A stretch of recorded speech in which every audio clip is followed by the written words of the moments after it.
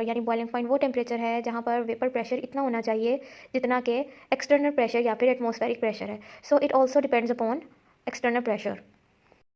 Our next topic is freezing point. जब भी हम लिक्विड्स को कूल करते हैं तो वो अपनी सॉलिड स्टेट में चेंज हो जाते हैं, और वो टेम्परेचर जिस पे लिक्विड सॉलिड में चेंज हो जाता है वो उस लिक्विड का फ्रीजिंग पॉइंट कहलाता है. Basically vapour pressure is the pressure exerted by vapours present in atmosphere upon solids और लिक्विड्स.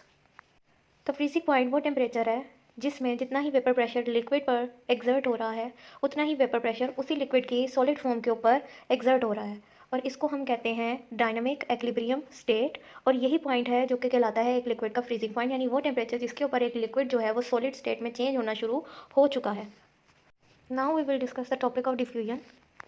लिक्विड्स के पार्टिकल्स हमेशा मूव करते रहते हैं, लेकिन इनकी मूवमेंट इतनी रैंडम नहीं होती जैसे कि गैसेस की होती है. लेकिन लिक्विड्स भी गैसेस की तरह डिफ्यूजन का फिनोमेना शो करते हैं. Diffusion is the movement of molecules from higher concentration to lower concentration. Diffusion की ही मदद से दो लिक्विड्स एक दूसरे में डिज़ोल्व हो सकते हैं जिनके प्रॉपर्टी सेम हो, यानी कि पोलर लिक्विड्स में ही डिज़ोल्व हो सकते हैं और नॉन पोलर लिक्विड्स में ही डिज़ोल्व हो सकते हैं. लिक्विड्स की डिफ्यूजन 4 फैक्टर्स पर डिपेंड करती हैं. पहला फैक्टर है इंटरमोलिकुलर फोर्सेस. ऐसे लिक्विड्स जिनके अंदर इंटरमोलिकुलर फोर्सेस वीक होती हैं वो जल्दी डिफ्यूज़ कर जाते हैं, जबकि जिनकी इंटरमोलिकुलर फोर्सेस ज़्यादा होती हैं उनकी डिफ्यूजन का प्रोसेस स्लो होता है. दूसरा फैक्टर है साइज़ ऑफ मॉलिक्यूल्स. जिन मॉलिक्यूल्स का साइज़ बड़ा होता है वो स्लोली डिफ्यूज़ करते हैं, और जिन मॉलिक्यूल्स का साइज़ छोटा होता है वो जल्दी डिफ्यूज़ करते हैं.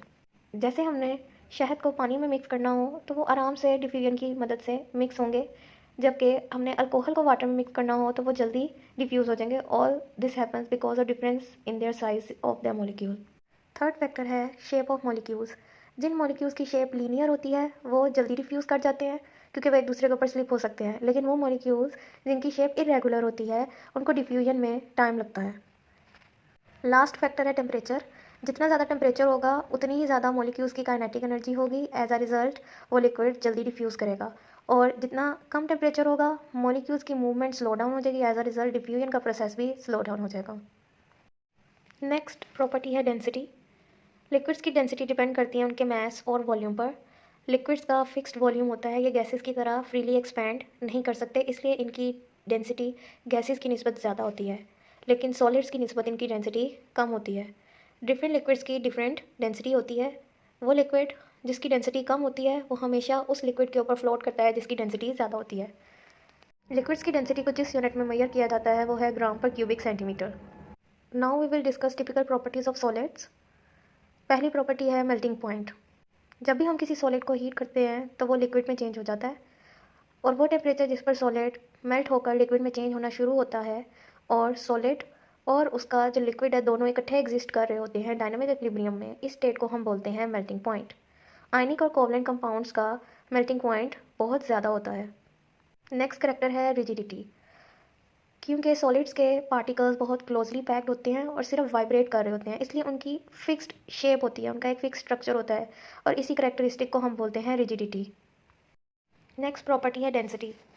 सॉलिड्स के पार्टिकल्स बहुत क्लोजली पैक्ड होते हैं और उनमें बहुत कम एम्प्टी स्पेसेस होती हैं. यही वजह है कि इनकी डेंसिटी लिक्विड्स और गैसेस की निस्बत सबसे ज़्यादा होती है. सॉलिड्स की डेंसिटी को भी मेजर किए जाने का यूनिट है ग्राम पर cubic centimetre. Now we will discuss the types of solids according to their general appearance. On the basis of appearance, solids are divided into two types. First is amorphous solids, second one is crystalline solids. Amorphous solids are shapeless solids, यानी ऐसे solid जिनके particles किसी खास arrangement में एक दूसरे से bonded नहीं है, यानी कि उनके दरमियान कोई ख़ास किस्म का डिस्टेंस नहीं है, उनके दरमियान कोई ख़ास किस्म का एंगल नहीं बना हुआ. ऐसे सॉलिड्स को हम amorphous solids बोलते हैं. इन सॉलिड्स का मेल्टिंग पॉइंट ज़्यादा हाई नहीं होता, और इसकी एग्जांपल है प्लास्टिक, रबर और ग्लास. दूसरी टाइप है क्रिस्टलाइन सॉलिड्स. ऐसे सॉलिड्स के जो पार्टिकल्स हैं वो एक दूसरे के साथ एक ख़ास डिस्टेंस पर अरेंज्ड होते हैं, उनके दरमियान के एंगल्स फिक्स्ड होते हैं और ये मोस्टली क्रिस्टल्स बनाते हैं. इनके मेल्टिंग पॉइंट्स बहुत शार्प होते हैं. जैसे इसकी बहुत कॉमन एग्जांपल है सोडियम क्लोराइड, यानी टेबल सॉल्ट जो हम घर में यूज़ करते हैं. Our next topic is allotropy. The existence of an element in more than one forms in same physical state is called allotropy.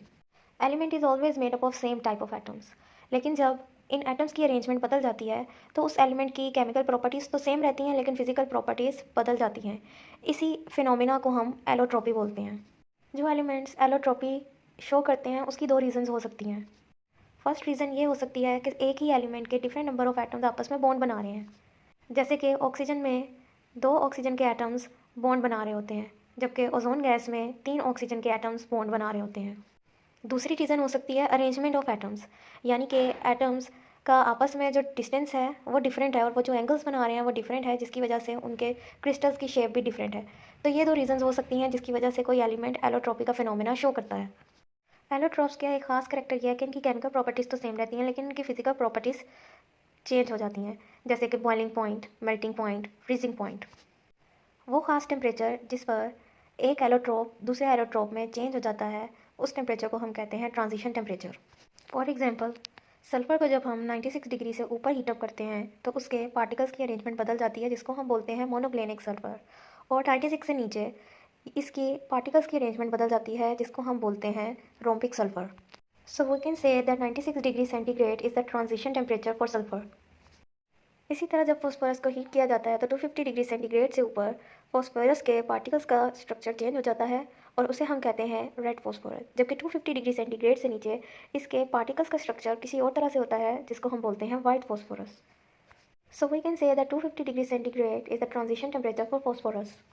इसी तरह 13.2 डिग्री सेंटीग्रेड से पहले और बाद में टिन के पार्टिकल्स का स्ट्रक्चर भी बदल जाता है, जिसको हम वाइट टिन और ग्रे टिन कहते हैं।